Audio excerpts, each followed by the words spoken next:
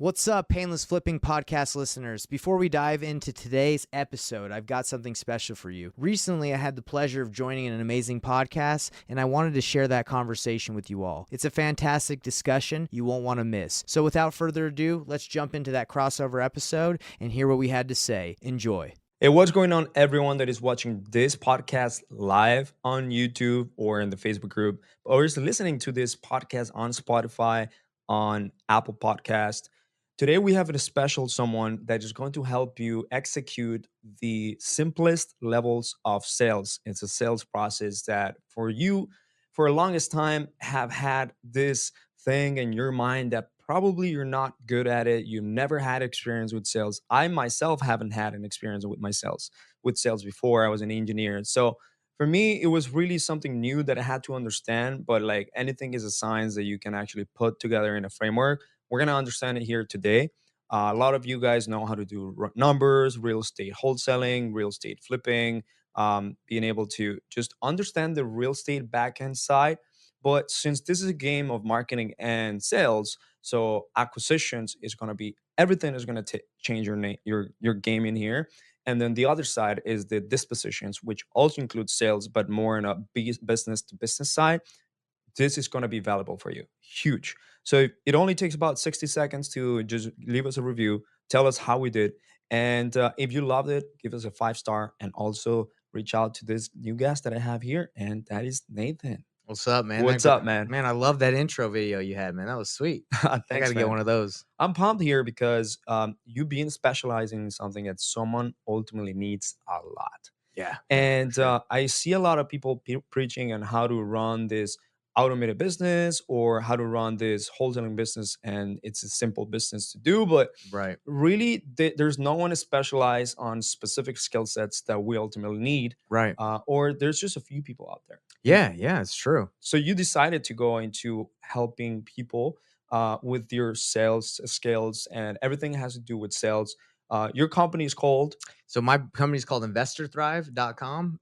But mainly what I do is I teach people, it's called painless wholesaling, right? Because we all know wholesaling can be pretty painful, right? My last name's Payne. So I was like, let me show people the painless way to do it. You know what I'm I saying? really like it. But so Nathan Payne, like there's a few things that I really like from that. First of all, it's very marketable. Yeah, appreciate People it. will understand that Payne is your last name, but also it is also painful to really master that art. Oh, dude, it And, is. and here's one of the biggest things that I've had.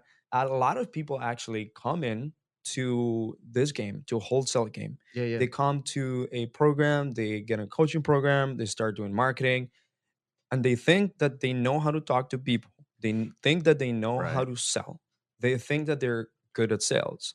But in reality, when you go and listen to their conversations, you listen to how they interact with other human beings that Mhm. are in a troublesome situation, it's not that way. You're right. So I see that one of the biggest hurdles that we have at helping others understand why do they think that they know sales, but in reality not. Like there's always something there that people need to understand when they come to the wholesaling and real estate investing side. Talking to homeowners, Yeah. talking to these people. So it's tell huge. me more about like what are your thoughts about that, man? Well, so I got my experience. I did door-to-door sales. So I would go knock on people's doors. I started when I was like 22, actually 19 years old. I went on a mission for my church. I'm from the LDS Mormon church. So when I was 19 to 21 years old, I went on a mission for my church. And I went and talked to people about like Jesus, right? Yep. So every day I was knocking doors or talking to people, and a lot of people weren't interested, right? Obviously, nobody really wants to talk about that, like especially if they don't know who you are. So I got from that experience, I learned to like take how to take rejection, right, and not to take it personal because it's not personal, right? You whether you're asking a homeowner if they want to sell their house and they say no, that has nothing to do with you. They just didn't want your offer, right? So same thing. So I learned that, and then I did door to door sales, and I learned that. I actually learned the wrong way to do sales, in my opinion. So I would knock on people's doors and I'd be like, hey, I'm only here in this area I was selling Dish Network, which was a satellite TV. And I'd say, hey, I'm only in this area for a little bit of time. I'm here to, help you lower your bill. And I'd have to get that sale right then. Right. So after I did door to door sales for 6 years and I went into wholesaling, I was trying to get people to make decisions like right Yeah. now. And I would try with the way I used to sell is it was like benefits. I'd be like, "Hey, this is why you should switch. You should switch because of, you get more channels, you get better DVR, you get better stuff." And I was trying to sell off of benefits, right? And when you when you're trying to buy someone's home and you just try to sell them off of your benefit offer, that's the wrong way to do it. No, you can say, "Hey, I can buy your house quick, easy, fast, convenient, and this is my offer, and I need you to accept it." It's not going to work Yeah. because your offer is too low, and they probably have 5 other people talking to them, and that's just not how you do sales. So actually, being in wholesaling has taught me the right way to sell, because you can't force someone to take your offer in Yeah. wholesaling, right? But let's also drill a little bit more into that because, I mean, for example, you had a lower ticket sale. Yeah, Back then, when you used to do door to door, it's low ticket. Yeah. there's low ticket, medium ticket, high ticket, like huge long sales cycles tickets. Like there are different type of sales Mhm. where the techniques need to be different. So Exactly. ultimately, because that exists, you also have to be able to accommodate to the type of industry, to that Exactly. type of avatar, Mhm. right? So yeah, you can sell. I don't know how much it costs the door to door sales that you had to do, but right now we're talking first of all about someone that has to do a decision on one of the biggest assets that they've ever owned in Exactly. their life, and maybe that decision could screw them up, could like give them a great outcome, Mhm. but there's always also that fear that something is happening right now right in there that has some sort of motivation, Yeah. and people, so new wholesalers or people that have been in the game of sales and done a different type of sales, they think that I think that they judge the people or the lead way too fast without really having a deep conversation. Exactly, and I think a lot of people go from, like, maybe a sales background like I had where it's a low ticket or mid ticket. This is a completely different sale, right? You gotta find out the motivation. That's like, you gotta find out why the seller's selling. You gotta find out what's gonna benefit them and help them through a process. It's not something that they can just make a decision immediately, right? So, I think that's what I struggled with when I first started, doing sales and wholesaling, is I was just trying to get them to take my benefits to do the benefits. Hey, this will be quick, fast, easy, convenient. And people are like, let me think about it, right? Or they're like, let me check with some other people because it is their biggest asset, right? So I actually started doing a ton of sales training on how to present offers and how to be like the consultant versus the a salesman, right? So I don't even really have one way to pitch a deal. I have multiple ways to pitch offers, right? And I say, which one works best for you, Mr. Seller? And that's how I work now, and it works great because it's not pushy. It's they don't even feel like you're selling them. You're just coming to an agreement, right? So that's it took me a while to learn that, but that's what I'm trying to teach people is if you just make a wholesale offer and that's all you know how to do, you're in trouble, Yeah. right? Because then I'm going to come behind you and call the seller, and I'm going to pitch them wholesaling, fix and flip, novation. I can list it for them. I can help them fix it if they want to keep it. I can tell them that they can keep it as a rental. I have all these ways, and I talk to them about what they want to do, and then they decide what they want, and then I can make money. Doesn't matter which one. I can make money on Yeah. all of them. When did you realize that you were not that that you needed to modify or change the way that you were doing sales? Like, is there something that happened? Just experience talking to sellers. How do you realize that? I think it's after talking to it's like, let's say we talked to 100 people and only one person was accepting my offer, right? Or like 10. This is too low, right? I gotta monetize every lead. As you know, it's marketing is expensive. So if you can only make one offer, or only get 5 people interested and you spend all that money, you got to do something to switch. So my goal is to monetize every lead, right? Make as much as I can. And you can only do that if you know how to help a seller in multiple situations and Yeah. monetize that, right? So you come from door to door sales, and is that what you did your entire life, or what's your background? Yeah, so before I went on my mission when I was 19 in high school, I did a little construction. I did a little Smoothie King. I worked at Smoothie King a little Nice. bit. But after my mission, when I was 22, I just did door to door sales, ran sales teams until I was about 26, graduated from college. I also ran a music venue in college. I bought like a little music venue and cereal bar because I like cereal a lot. So I we had cereal. We'd sell cereal bowls to people. So I did that. So that was just fun. But yeah, mainly it was just sales, door to door sales, and like negotiating. But again, completely different sale, right? So the reason why I got into wholesaling originally in real estate, because I was like, man, I'm good at selling people. I'm good. I can convince anyone. That ain't it's different. You can't really convince someone to take an offer that's 50% of the value unless they need that service, right? Unless they really need, or if they're in a bad situation. So I had to really pivot how the way I did things in order to monetize, because S- it's tough. Yeah, man. So, okay, a lot of people don't have sales background. Mhm. Maybe they did engineering. Maybe they were a technician, worked as an operator somewhere. They've worked in, I don't know, in the fast food restaurants or the retail industry, and they never had really sales experience Yeah, yeah. or never had to do like this type of sales. They just maybe had to talk to a few people, or they never talked to people. So when you see these type of people coming into the industry, and they just go right away into like, I want to learn how to do like ARV, how to do comps, how to Mhm. like potentially have best offer, but you know that they need to understand sales Yeah. from the basic level to the most advanced in order to actually grow their business and start closing deals. How do you approach that? Like, if someone doesn't have experience, That skill that set. never been in sales, how do you approach that?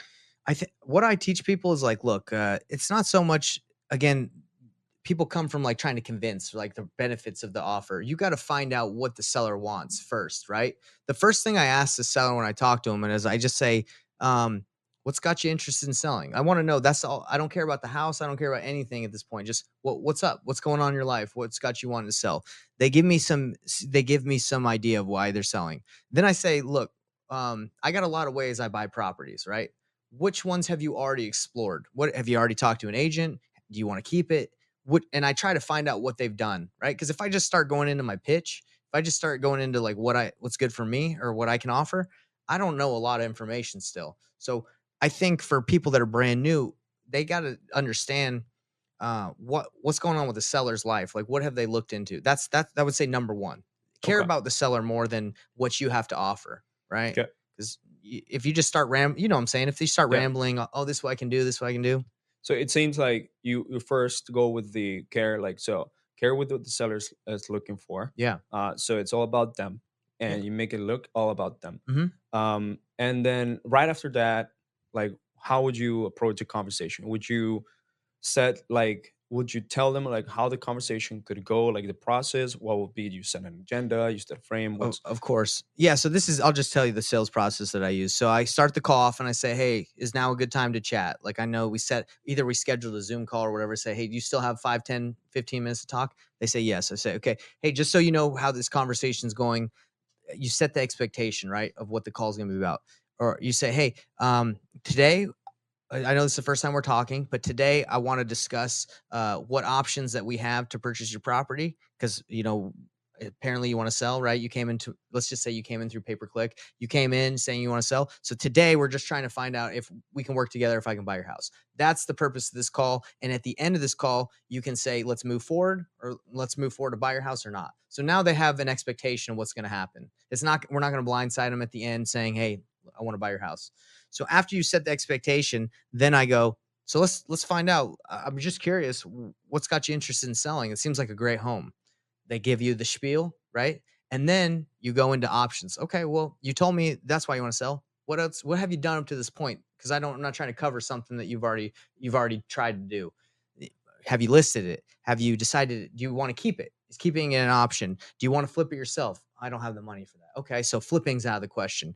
Do you want to list it? Like I said, and they're like, no, I don't want to list it. I don't want people walk through my house. Okay, so listing's out. So okay, then there's a cash offer. Then you're narrowing it down. So I think as someone that's new, you really just got to find out what they've done and narrow down their options for them, and then you have a better idea of like a conversation where you're trying to take. Yep. No, I get it. Okay. So one of the biggest things that I also notice is some people will come from another industry and they'll try to do this exact same thing, just like what you mentioned, Mhm. exact same thing that they did in the other industry, rush the call, pretend that everyone needs to sell, pretend that everyone's going to give away their house and things like that. Oh, not even So close. yeah, not even close.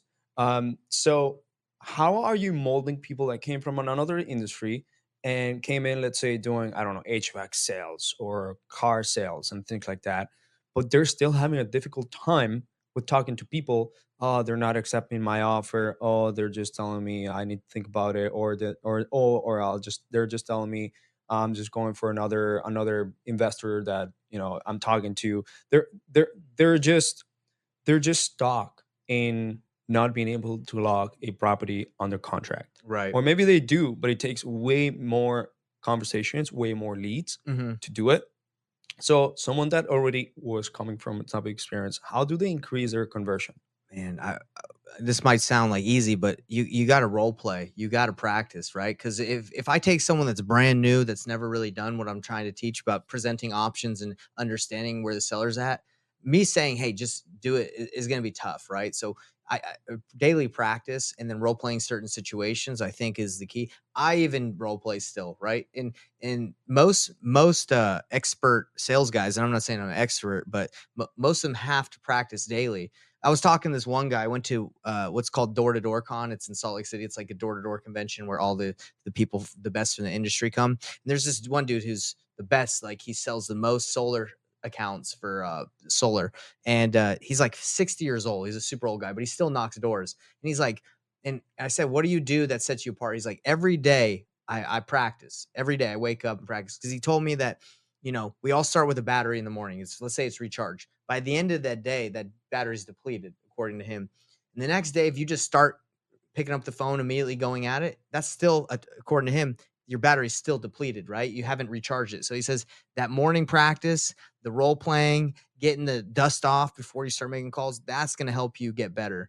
So daily incremental practice is the key to getting better. Yeah. So with my team, we do actually daily huddles at 9 a.m. or 10 a.m. We're currently Perfect. doing it at 10 a.m. Mhm. So that at 9 a.m. they can do, start preparing and other ways to start a day. But 10 a.m. we go over wins, whether that's personal wins or wins with clients that they've had. Mhm. And then we also look at projections. So based on what you told me that at the beginning of the week, how are we looking for? Are we Mhm. still the same or do we have more projections? And then we will do a training that would last either 30 minutes, 45 minutes, sometimes 1 hour, on specific skill sets that they want to fix that specific week, right? Or that Perfect. they're struggling with. And sometimes we just either do a type of coaching or just role play. That could be one way, but we're doing it daily. And that's something that I started doing after I noticed last year when I did not do it. Our performance as a team itself in the sales side, Mhm. like we're not getting as many contract, went drastically down. Yeah, 100%. It's daily practice. It doesn't matter how experienced you are, you gotta practice every day. Yeah. It's like, for basketball, it's for anything, Okay. even professionals practice every day, right? So how do you set up someone? Someone's coming in into like, they're I'm having such a painful time to get people to accept my offer, even talk to me, Mhm, continue the conversation. They just want to tell me no, tell me the price, tell me the price, no. mhm. And I'm having such a hard time just having quality conversations. Yeah, It's always goes to how you start the call, how you set the call from the very beginning, potentially your tonalities or the way that you're approaching this seller. So if we were to dissect someone that is having those objections always, right. what do we need to analyze? So let's talk about this. So you're saying maybe someone's trying to rush them off the phone, Yeah. right? So when I start a call, I always ask for permission to talk, right? Like not like, "Hey, can I talk?" But it's more of like, "Hey, did I catch you at a bad time? Is now a bad time? Or do you have time to talk?" Right? Because I'm not trying. Has anyone ever called you and like a friend from a long time ago, and you're in the middle of something and they just start talking? They Yeah. just go right into Yeah. it, and you're like, you got to go, right? Yeah. That's how sellers are too. They don't know who you are. They don't know what you want. They've never talked to you. So if you just call someone and immediately start, "Hey, no, I saw that you want to sell your house. I was wondering, yeah, I can't even do it because I don't even do it anymore. But like, hey, I was just calling to talk about your But you house. used to do it. Yeah, I used to do it, Yeah. but like, hey, I'm calling you about your house. What what's the condition of the house? Like if you just go right into that, that seller the whole time is like, what does this person want? Yeah. I don't got time for this. If you called me, I don't have time for this. We're busy, Yeah. right? So And resistance just is just you're putting a wall of resistance right yeah. away. So immediately get that wall down by asking for permission to talk, right? So immediately I say, "Hey, I know we had this time scheduled. Just want to double check. Are you still good?" "Yes, I am good." Okay, that's at least eliminated the barrier that they're free. Then I say, "How much time do you have?" Just checking because I'm not trying to run over. "I got about 5 or 10 minutes." "Great. 5 or 10 minutes, that's all I need." And then you want to make sure that as you're talking to them, you check in if you go over that time limit. You'd be like, "Hey, it's been 10 minutes. I just want to know, are we still good to talk or do you have to go? Because we can resume this." Because a lot of the resistance I'm assuming a lot of people face is because they don't really know what's going on that other end of the phone call. They don't know if the person is in dinner or at a friend's house. So yeah, that's what I would say. Get 100%. get permission. If you were to go back to when you were doing it the wrong way, Yeah. even though you had a sales experience, but if you were to remember a few conversations that you were like, damn it, you know what? If I only did it the way that I'm doing it right now, which is an improved way of doing the sales process, Hmm. I could have probably gotten a deal. I could have Oh, gotten something out of it. 100%. Like, Yeah. what type of things that you remember, conversations that you remember of past leads, past sellers that you had, like in the very beginning, or like your first few months or years in business, in the wholesaling side, you would remember like, oh my god, that could have really been a deal. Yeah, there's too many, man. There's a lot. And what I used to do is I would make my offer, and then if they didn't accept it, I would just say, okay, like an ultimatum. I'd be like, well, hey, I got to move on, or I got to go to do another house if you don't accept that, without diving in and finding out why, like it didn't work out, or like if they're looking at other options. I would just say, okay, if my offer is 170, if that doesn't work for you, I got to go buy another property, thinking that that would cause them to be like, oh wait, don't go. If there's hundreds of people probably calling them, right? Yeah, you giving the ultimatum doesn't really work. So I probably would have just been like, okay, I understand the offer doesn't work. What other options are you looking at? Like, okay, and again, I didn't have the skill set to offer more than a wholesale offer, right? And then a lot of wholesalers at the beginning they don't know what else to do if they don't get accepted. Yeah, But let's quickly talk about that. So you're day one into wholesaling, mhm, and you're so into like this YouTube university, yeah, but they never realize that there's much more than just the wholesaling side, because you're limiting yourself to being able to solve only one problem, one problem, right? only Right. one problem. Yeah. And sellers have multiple problems for different variations, Mhm. and you're limiting yourself to only do, let's say, a certain amount of deals per the amount of leads or marketing that you do. Exactly. So let's talk about that. Like, what are wholesaling what are wholesalers missing out? Like, why are wholesalers suck when they start? Yeah, it's because they only know how to make one offer. That's about it, right? So if you really narrow it down, the amount of people that are willing to take 50% of their value of their home, right, is very low. It's like what 2% of all sellers need to sell that quickly in that situation. So if that's all you're able to do, then that's why I lost out on so many, because I would just make that low offer. They'd say no, and I'd say, all right, well, let me follow up with you. And I'd put them in a drip campaign, or I would check in another 30 days. Hey, I was just calling to see if you're still interested in selling. They'd say, yeah, I am, but I can't accept your offer. Right. So, okay, well, let me just keep checking in, and one day maybe they'll change their mind. So there are some sellers that need that no matter what, they have to accept the low offer because their house sucks. Like it's in really, really bad shape, but still you can work out other things. So again, why do wholesalers suck? Or we're saying wholesalers, they only know how to make one offer. That's it. Right. So let's walk through different type of offers Yeah. that Yeah. have given you a better slide edge in the sales Of process. course. Yeah. So let's look at it this way. So you make a low. I always start with the low offer, right? And what is the reaction usually to a low offer? No, right? Mhm. So I say, hey, look, I totally get that you're not interested in 240. But if you want something that's fast, easy, and convenient, that's where it's going to be from me or other investors. You're saying you want speed. Is getting that price worth it to you for the speed and convenience? And then the seller would say, probably not, right? And then you say, okay, if it's not worth it to you, let's explore some other options. All right. So the next thing I go is I say, Can have you decided if you wanna make the most money for this, Mr. Seller, have you you're gonna make the most if you flip it yourself. Do you do you have the opportunity or the ability to put some money into this and fix this? Would you? Not really. No? Yeah, No. because that would make you the most, and I want you to make the most. Again, I'd love to buy and flip it, make some money, but for you, so you don't have $40,000 to fix this up? No, Uh, man. I okay. don't have that money. I get it. So one of the other options that we have that we work with sellers is we can actually like do like a partnership program. We can like work with you and we can list this thing. We can bring this to the open market and list it for you, and I can cover any repair costs that need to be done. And I'll take care of all the realtor fees, all the commissions, all that. And that way, I'll be able to get you a higher price than my cash offer because we're going to open this up to the market. Is that something that would be you'd be open to? And you don't need to be a licensed realtor? No, well, we can work together. We can partner on it. All I need it's just some legal stuff that we got to do with some paperwork, but other than that, that would be able to get you more money. It's an That option. that could be an option. Okay. So that's an option. Another way that I can get you more money is if I buy your property on terms. I don't know if you've ever heard of creative financing, but basically I just buy your home instead of paying you all up front, like the cash offer where I just give it to you once we close, I pay you over time. That way I can make you a higher payment, but I can pay more, but it's just going to take time. Yeah, I'm not sure about that one. Never heard of that. Yeah, no, we can dive deeper into it. I'm just giving you kind of like a surface level of what we can do because really it sounds like to me getting the highest price is the most important for you. Is that kind of what I'm understanding? Yeah, I wanna get the most out of it, yes. Okay. So if you weren't able to get everything up front, but still get the price you're asking for of 300,000, is that something you'd like to explore a little bit further? Get you the price you want, but not all up front.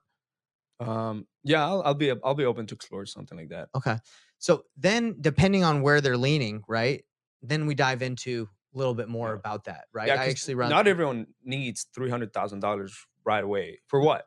right. And if they say, "Yes, I need all of it," okay, what are you gonna use the money for? What are you Right? going to use that money for? We're gonna use the Exactly. money for. Yeah. So those are kind of the process that I go through.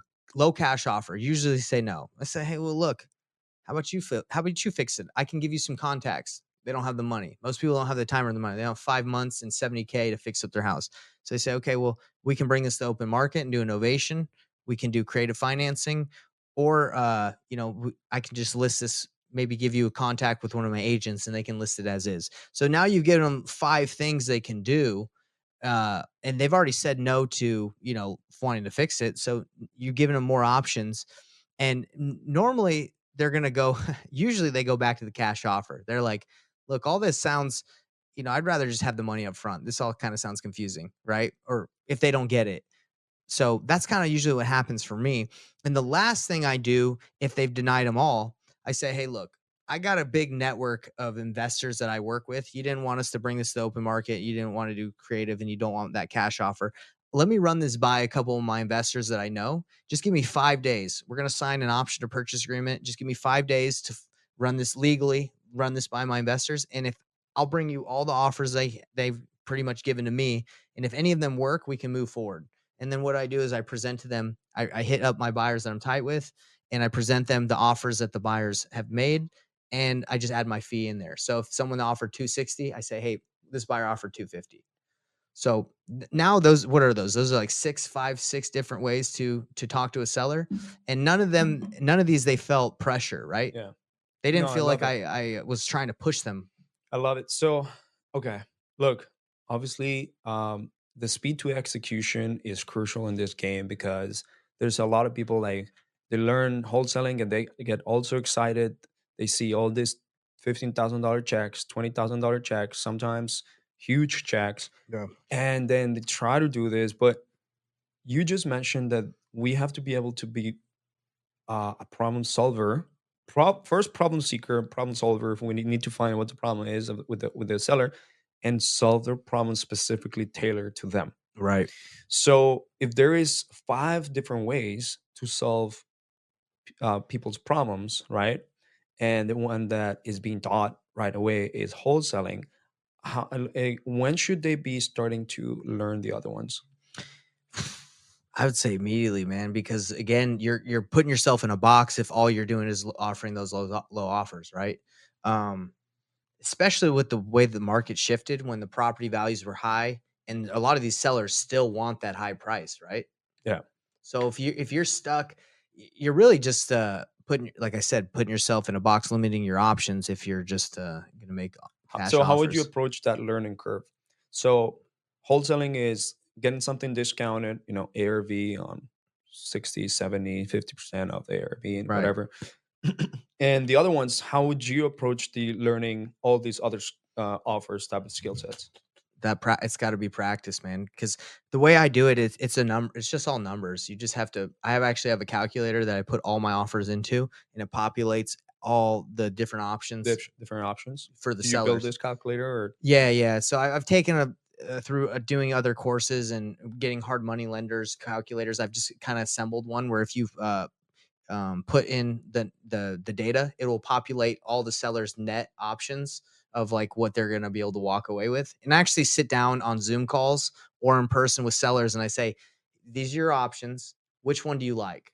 Because they're all going to help you get to your goal, but at different times, right? So if someone comes to me and they're like, I need to sell in 5 days, well, novation's not gonna work. Creative might work, right? But, flipping's not gonna work. You're not gonna be able to flip it that fast. So it's you really now in their timeline, okay, we got a wholesaler creative. Those are the only 2 that are really gonna make sense. So, a again, it's understanding what the seller wants and their timeline, and then crafting the offer. Um, a lot of people call it transactional engineering, like, I'm a transaction engineer. I know how to make the right offers, but you just gotta practice, you gotta know the numbers. yeah. Have you ever had situations? I feel like a lot of people try to list it on the market lately, Mhm, work with realtors, but realtors couldn't do anything about it. mhm, And they just can't get offers, they can't sell it, whatever. And now they're coming to investors, but they already have some sort of contract with the realtor, or the realtor comes and mhm. be like, I need help. Like, have you, do you know how to approach those type of situations? Yeah, yeah, I actually wholesale a lot of deals that are on the MLS, right? You gotta be at the right number. So if it's currently on market, you can't do a novation, right? Because it's already listed. You can't, relist it, and, so you only have 2 options at that point where you can really help the seller, is a cash offer or you can do creative. So, again, it's really knowing, like you said, what can you do in certain situations. So those are the 2 that you can still do a deal. So, for example, if an agent comes to me and says, "Hey, Nate, I've been trying to get offers and the seller needs to sell quick, it's listed," I would just say, "Okay, well, this is the offer, cash offer that's going to make sense." And then I would have a buyer in place, right? Or I'd buy it, right? And then if it's creative, then I'd say, "Okay, well, you got to get paid your commission.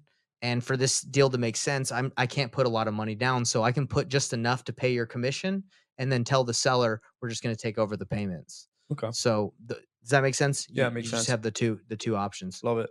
I never had like not a rapid fire conversation about objections Mhm. when you have to reactively react to them. Yeah, yeah. I believe most objections should be eliminated by asking the right questions where it basically removes the objection Yeah, yeah. before it ever comes up.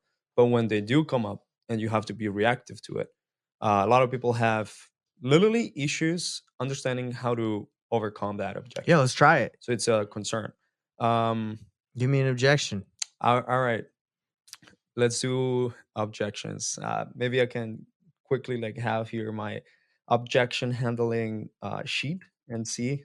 See Uh, how I do, bro. let's see how you would approach it because there's different ways to approaching Of objections. course, yeah. So let's do the objection is um all right. Let's find one here. See if I got the sauce, bro. Let's Let's go. see if I got it. All right. I So don't get a lot of objections, so I might not be good at this. I'm just kidding. all right. Um, yeah, honestly just shopping around for the best price possible. What do you think caused that objection, and how would you respond? So I'm shocked. Maybe they feel like they're going to get pressured, right? So they're immediately just saying, "Hey, I'm just shopping around."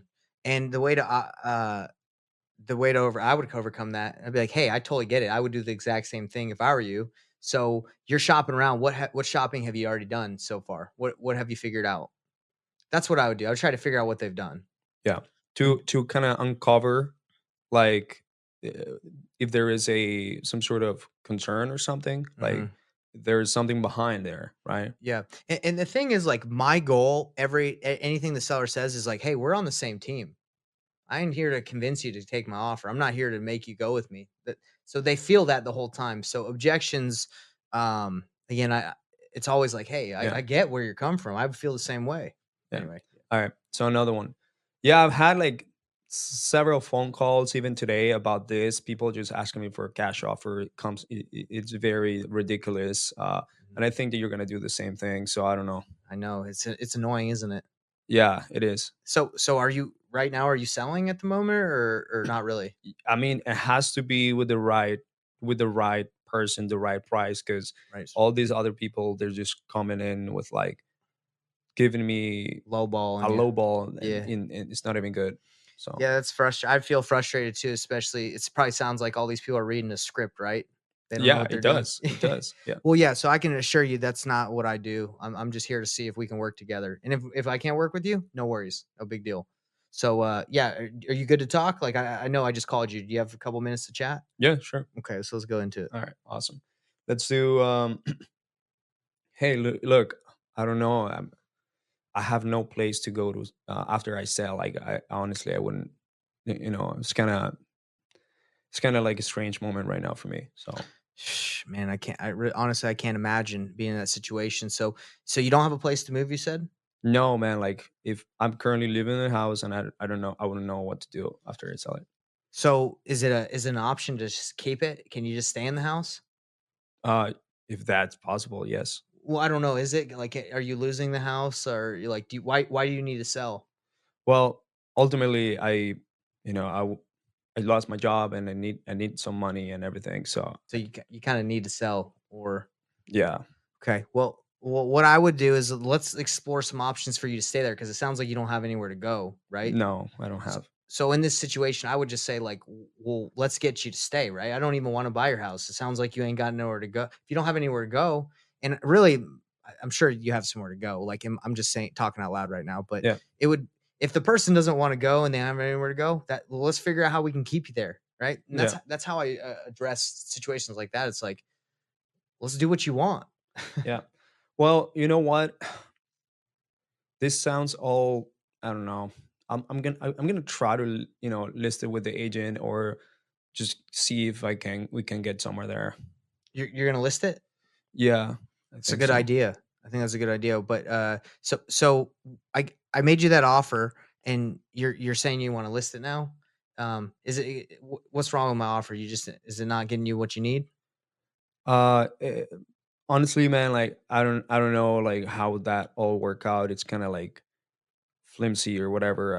I've never had to deal with with something like that, and I don't know if that's it's even possible. So my offer, you're saying if I understand you correctly, you're just not sure if it's, like, legit, maybe? Yeah, man, like you make it sound all nice and everything, but honestly, like the only way that I see it happening is with like an agent properly licensed. Yeah. Oh, I totally get it. This is new for a lot of people. A lot of people have never sold their house to an investor cash. So let me ask you this: what would make you feel like this was more real or legit? Is there anything I could do to make you feel like this was a little bit? You'd be a little more confident in this. Sure, sure. All right, let me combine it with another one. Hmm. Um, like, how would you even be able to buy my house without even like walking through it? Like, Great question. Yeah, so right now we're talking and my sales process or like how I purchase properties is we agree on a price. I already looked online. I ran some comps. It makes sense. And after we sign an agreement, that's when I do my due diligence period and take a look at the property. I make a lot of offers on a lot of properties, so I can't go to every single one of them unless I have them under contract or I'd be wasting my time. So if that's not something that works for you, I totally get it, but that's kind of how we work. yeah, So would that work for you if we agree on this price? You give me five days due diligence for me to verify everything. Would that be okay? yeah, that could definitely work. Okay. Another one, and this is the last one. Yeah, that's good. I like these. Um, This is good. so look, man, with my situation, I think I'm better off to just filing bankruptcy and and do instead of all doing this instead. That's tough. I don't really know what happens in bankruptcy. Are you what are the cons that you've looked into of filing bankruptcy? Like, what's the I don't know, man. Like, I just feel like that might be the easiest option. I wouldn't be able to speak to that because I don't know I'm sure it's not good. I think ruins your credit. Let's hopefully I would like to explore other things we can do so you don't have to. I think that there's some bad things that can happen through bankruptcy. Are you open to, exploring some other options instead of doing that? Or have you already dead set on filing bankruptcy? No, I don't know, man. It's just like this thing got me all so stressed out and everything. You're So overwhelmed. It sounds like you're overwhelmed. yeah. Well, let me try to narrow this down for you. I think there's a lot of things going on in your life. Maybe from what we've talked about, it seems like things are kind of tough. Let me show you what I have to narrow down your options for you. And if you don't feel comfortable with any of those, let's just stop and we don't have to move forward. Okay. Let's do another one. Okay. Well, you know what? I'm gonna have to go and talk with my wife or husband, and just take a look at this offer, being able to see whether if it's something good that we want to move forward. Okay. So you got to talk about your wife. We already talked about your wife earlier. You were telling me that she just really doesn't make the decisions, right? And it's all up to you. So do you want to just check with her because you're unsure if like this is a good option for you? Yeah, we want to be on the same page. Obviously, I respect whatever she has to say and everything. So, Okay, so let me ask you this. I that's totally fine. You want to check with your wife. If you went to her and she said, "Let's do it," what would you do? Would you be ready to pull the trigger and do it, or are you uncertain? Let's just hypothetically say she's okay with it. yeah, I think that it would make sense. Yeah, Okay, so you're good. You're sold as far as I know. It's just you just want to double check. That's it. yeah. Okay. Well, do you have some time we could give her a call right now just to double check? I mean, I have you on the phone. I'm not trying to, hound you and get you later. Can we give her a call right now? Um, I don't know. I could try. I don't know if she's busy. Yeah, Yeah, let's give it a shot. Just because, again, I'm busy, you're busy. I'm not trying to, f- get on another call if we don't have to. yeah. Sounds like you're sold too, unless I'm reading this wrong. hmm No, yeah, yeah, yeah. You're right. Okay. Cool. All right, Yeah. man. Yeah. Yeah. So it was a little bit of a rapid fire Yeah. of. How'd you think? I mean, that's just how I handle those situations. No, it's What was your great. thoughts? It's great. It's great. I feel like all of this comes with role playing.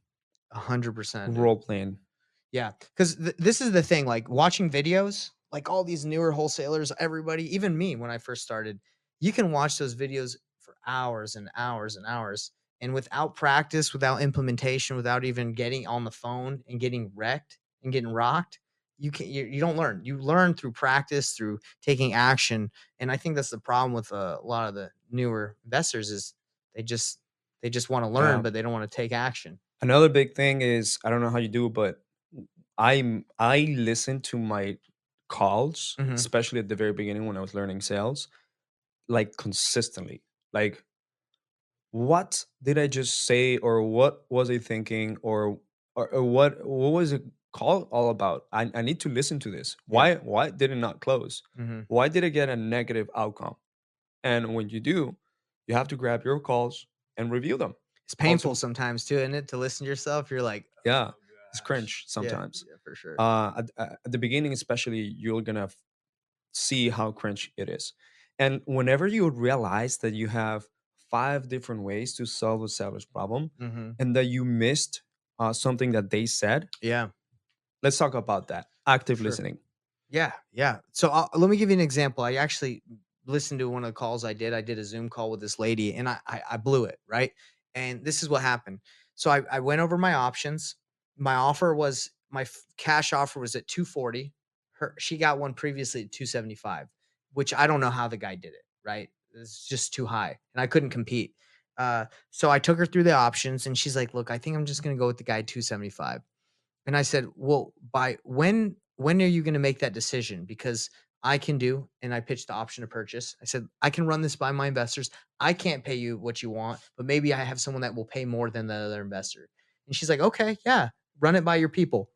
And I said, "Hey, usually I have the seller sign an option to purchase agreement that gives me a 5 or 7 day period, but I'll just do it if you verbally say I can do it and you wait and don't sign because this is gonna be a waste of my time if I go look and find someone and then you've already signed." So she's like, "I'll give you a week." and we were really cool. We were having a good time.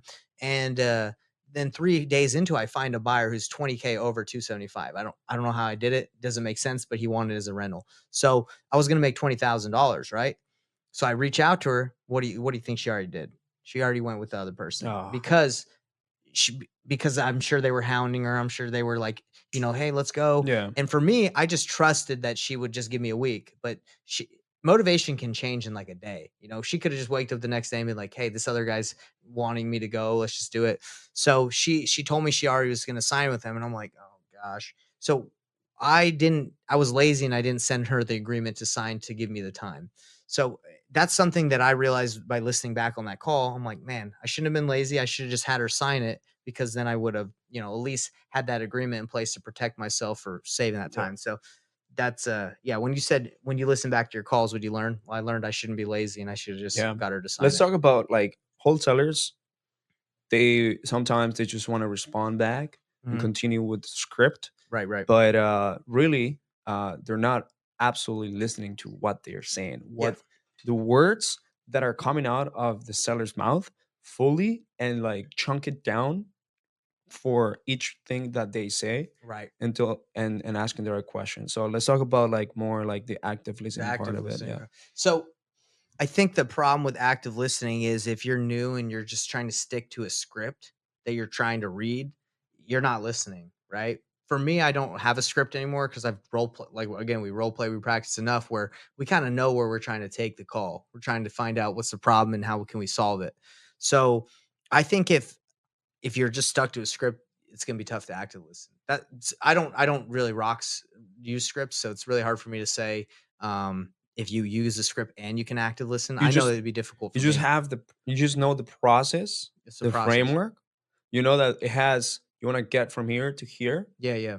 Doesn't matter how, what order, as long as you get to here, and ultimately that allows you to be more present in the conversation. Yes, exactly.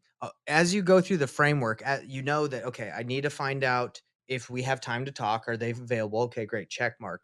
I need to find out why they're selling, whether that's after condition or not. Check mark. Right. I need to find out what options they've explored. I need to find out a little bit about the house, their timeline, mortgage balance, if you can get that, and that's pretty much it. If you can get those things, it doesn't really matter what order, as long as you understand. Because at the end of that, by knowing all the information, you can move forward and send a contract. You can make an offer.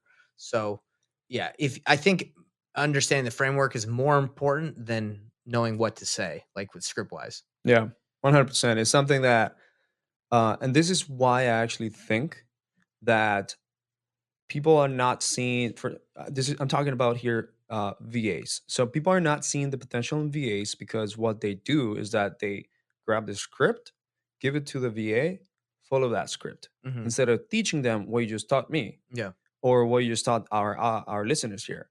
That it's not about the script, Mhm. it's about the framework, it's about the process. Doesn't matter how the script is, whether it's printed with blue ink, black ink, Yeah. whatever, it's Spanish, English, or has like a cue, like grammar mistakes. It doesn't matter what the script says. If you know how to go from point A all the way to point Z, and you Hmm. know what the outcome is, and the few elements that we need want to grab and listen to the conversation, you can ultimately teach that to someone else that Yeah. is not necessarily living here in this country. 100%. I think virtual assistants are perfect, brother. Perfect.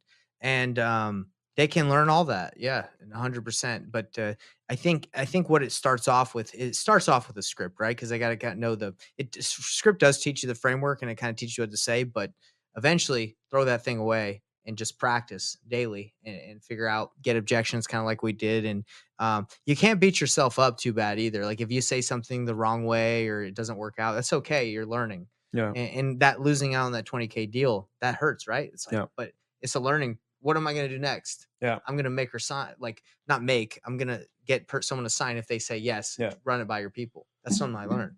How can people ultimately learn confidence? Action. Yeah, you can't be confident in something if you're not practicing and taking action, right? So if you for example, um I've never skydived, right? I would not be confident at all to skydive, like by myself, right? But why? How could I get there? This is just an example. I'd probably have to jump out with an instructor, right? And then after that, I can go by myself, and then I'm just jumping out, no problem. So confidence comes from taking action, and that's the funny thing. As I teach newer investors, I say, "What questions do you have about wholesaling or whatever?" They say, "I don't have any questions." I'm like, "Well, you're probably not trying it. You're probably haven't called anyone because as soon as they make that first call, they got 1,000 questions because they're something happened, they got a rejection. So confidence comes from trying it, taking action. I like that. I like that answer, man. Cool. So here you're in Miami, man. You came with your wife. That's right. Uh, she's coming tonight, and you're gonna be present in the mini vacations that you got. Yeah, I'm But as an excited. entrepreneur that is teaching sales, what's next for you? Like, what is it that you want to accomplish with this? You know what? This is the problem. I get as I talk to students like or people that potentially want to like join my program, it's the same thing they keep on saying is they know what to do, but they're not doing it, right? So my program, my mentorship is geared around not making someone do it, but helping them do it, right? Like I'll actually hop on calls with my people. I'll actually listen to their calls. I'll actually set me up an appointment with the seller you're talking to, and let's do a three-way call, or I'll call them because again, that's they struggle. Everybody struggles with taking action. That's just what happens. It's scary. It's tough. I even struggle with taking action. I'd rather not call a seller. I'd rather just chill. Everybody struggles, but that's kind of what I do, and that's like where I'm trying to go is create a program or create something that helps people do something, helps them take the action, right? Yeah, because a lot of people they buy courses, they go through it, or maybe don't never go through it, Hmm. and they're stuck there. And there's like group coachings that maybe some of them go and ask questions. Some people never go and ask questions. Yes. So I think your approach is great.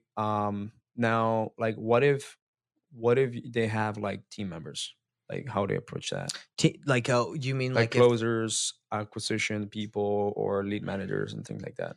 it's a great question. Most of the people that I coach is just like they're kind of one Solos, off. Yeah, yes. they don't have like big teams. But I would say if someone joined my program and wanted to experience like practice their sales, I would just say, hey, bring your team. Like, why not? You know, won't be able to coach each one of them individually, but we could at least get them on the group, right? Hmm. So that's something I could do to help them out. And I've actually I get like a bunch of leads for free from other cold calling companies like just from promoting their stuff. And I say, hey, bring your sales guys. They can listen to my coaching calls, right? Just to help them out. So I think that would help out, right? And yeah, so that's how I would. How's the format of your program right now? So, what as soon as if they join, does it look like? So there's two levels, right? So there's a club, there's a wholesaling club that's not like a mentorship, that's like more of a program. They get literally everything they need to succeed. And they get a call or two calls a week that are actually ran by my students, right? I say, "Hey, go ahead. You're going to be my mentorship. You're going to go help the people that are in the club program." So that's it. It's less expensive and it's just a way to get started. But if you're in my mentorship, it's like, hey, we're meeting every day. I'm running. Not only am I going to have my sales guys that work for me in there, but you can hop on, see how I work with them, and we're going to train on offers. So those are the two options. You want to work with me, join my mentorship, or if you just want the done for you approach where it's just like, hey, gives you everything and you got to take action yourself. That's the wholesaling club. Nice. Is that confusing or is that No, it's good. okay? It's good. So It's just good. two levels. Yeah, Mentorship, work with me, lower, do it yourself. I give you everything you need. love that. How can people, find you or Yeah, reach out great, to you? great question. InvestorThrive.com. Hmm. If you just go to InvestorThrive.com, you can reach out to me. I do a masterclass every Thursday, starting actually next week, where you can go on. I'll teach you how to take action, where to get started, and yeah. And at the end of that, I give out like a little offer on how to join. So the masterclass every Thursday, join that. And even if you don't join, at least the masterclass, you're going to learn some good stuff. So that's the best way to do it. InvestorThrive.com. InvestorThrive.com. Any Instagram, IG? Yeah, I got it all, but I would probably just go to InvestorThrive.com just because it's easier. And then if you want to follow me on any of the other stuff, you can Love get it. it from the site. InvestorThrive.com. InvestorThrive.com. Yeah. All right, Nathan. Thank you so much for being here. It was cool, man. Yeah, It's man. I awesome. appreciate you having Now me you're gonna on. go and get some tan in Miami. Dude, I can't wait. I'm about to go to the Keys, also the Everglades.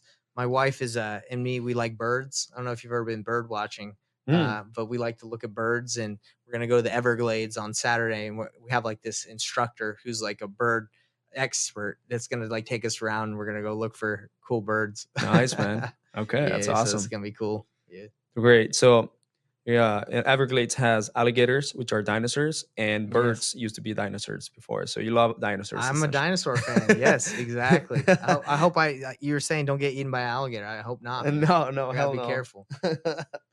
All right, man. Thank you so much for being here and Of everyone that is course. listening. If you love this episode, please give us a review. It only takes about 60 seconds. Share it with your circle again. Tell us why you loved it in just in the comments below and also in Spotify or Apple Podcast. And follow Nathan Payne at investorthrive.com. Do it. Thank you so much for everything. And this was great. Bye Yeah. bye.